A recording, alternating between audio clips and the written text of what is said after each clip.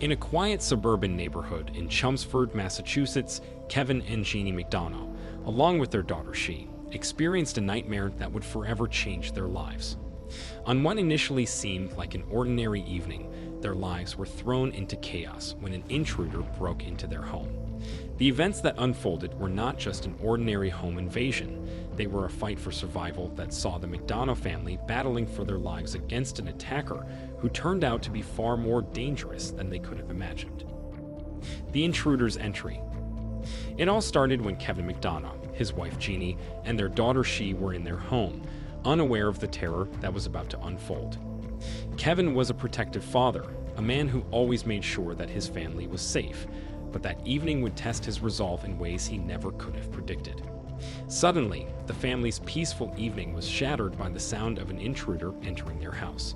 At first, Kevin thought it might be a simple break-in, just another random crime, but the reality quickly set in that this situation was far more sinister than he had realized. The struggle to regain control. The intruder, later identified as Adam Leroy Lane, made his way into the McDonough household without warning. Kevin immediately sensed something was wrong and instinctively tried to protect his family. As the tension escalated, Kevin found himself struggling against a man who was far stronger and more dangerous than he anticipated. In the midst of the chaos, Kevin tried to regain control of the situation, but his efforts were met with resistance. At one point, Kevin's attention was diverted when he saw his wife's hands covered in blood. The sight of blood on his wife's hands shocked him, and for a brief moment, he was distracted. In that moment of uncertainty, the intruder, Lane, seized the opportunity to break free from Kevin's grip. This momentary lapse in control was terrifying. Lane used his strength to overpower Kevin, lifting him off the ground and onto his back. In that instant, Kevin feared that his family's fate was sealed. Jeannie's bravery. While Kevin struggled with the intruder, Jeannie, his wife, proved to be just as determined to protect their family. Despite the chaos unfolding around her, Jeannie managed to stay focused. She held onto a knife, trembling but resolute, ready to defend her family at any cost. The blood on her hands was a grim reminder of how close they were to losing everything. As the intruder continued to fight against Kevin, Jeannie remained vigilant, holding onto the knife with all her strength, determined to protect her daughter, Shea. Shea's desperate call for help. In the midst of the terrifying encounter, Shea, the McDonough's daughter, took a courageous step. With her parents in the thick of the struggle, she managed to call 911. On the phone with dispatch, Shea provided as much information as she could, describing the intruder and the chaotic situation unfolding in real time. The dispatcher could hear the fear in Shea's voice, but they reassured her help was on the way. As the struggle inside the house grew more intense, Shea anxiously awaited the arrival of the police, uncertain of whether her parents would survive the ordeal. The arrival of the police. Time seemed to stretch on forever for Shea as she waited for the police to arrive. The air was thick with tension, and every second felt like an eternity. Shea's heart raced as she heard the sirens outside, signaling that help was finally on the way. She rushed to the door to let the officers inside, hoping that they would arrive in time to save her family. The police entered the house with urgency, heading straight toward the source of the struggle. Shea followed closely behind them, her fear mounting with each step. When they reached the living room, the scene that unfolded was nothing short of intense. Kevin had managed to subdue the intruder, pinning him to the floor with all his might. Jeannie stood over them, gripping the knife in her hands, ready to defend herself and her family if necessary. Though the situation was under control for the moment, it was a stark reminder of just how close they had come to disaster. The aftermath. After the police secured the intruder and took him into custody, the McDonough family was left to process the aftermath of the terrifying ordeal. Kevin, though relieved that his family was safe, was visibly shaken. The realization of just how close they had come to losing everything had not fully hit him yet, but the weight of the situation was beginning to sink in.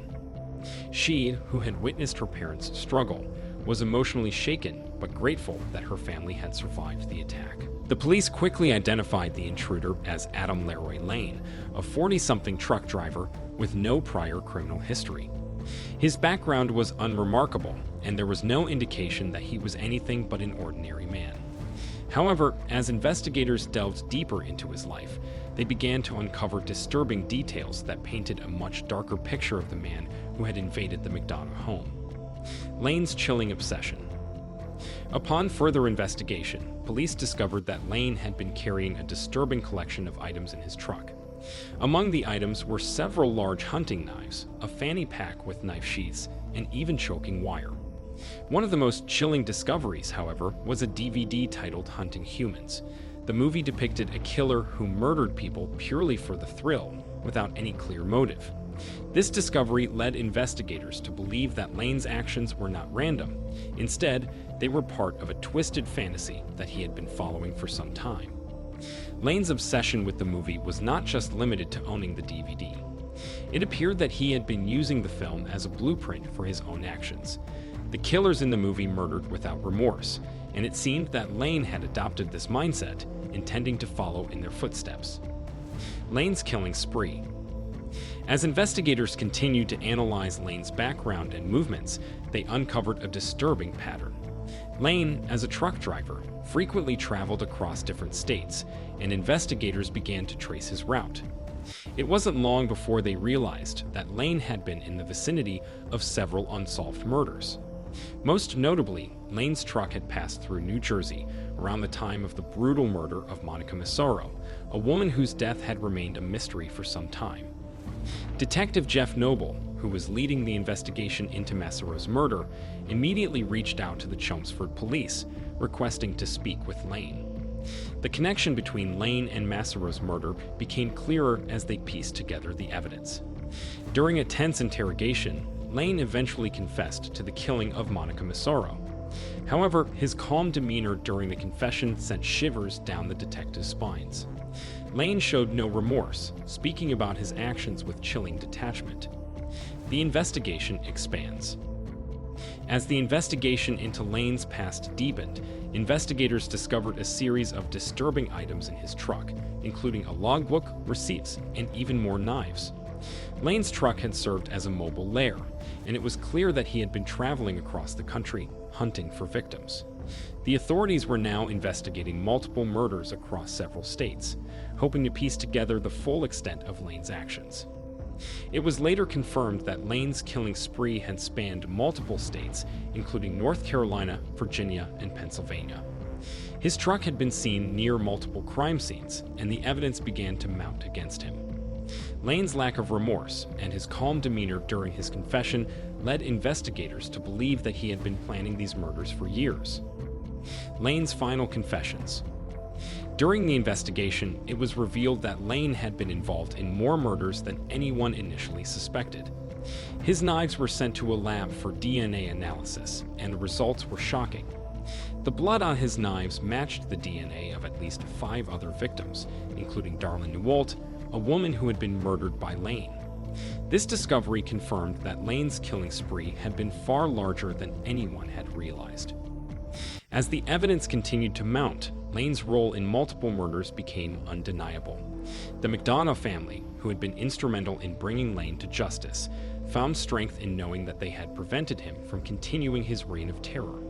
But the families of the other victims still had much to face, as the true scale of Lane's actions was revealed piece by piece. The families fight for justice. Despite the conviction, the families of Lane's victims continued to fight for justice. The McDonough.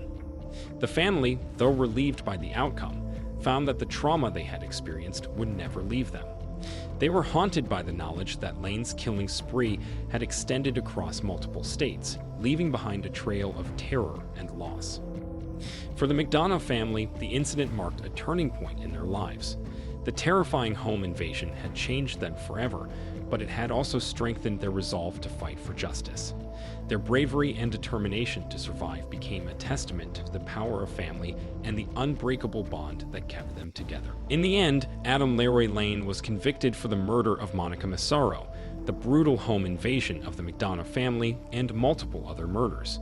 His reign of terror was over, but for the victims' families, the journey for justice had only just begun.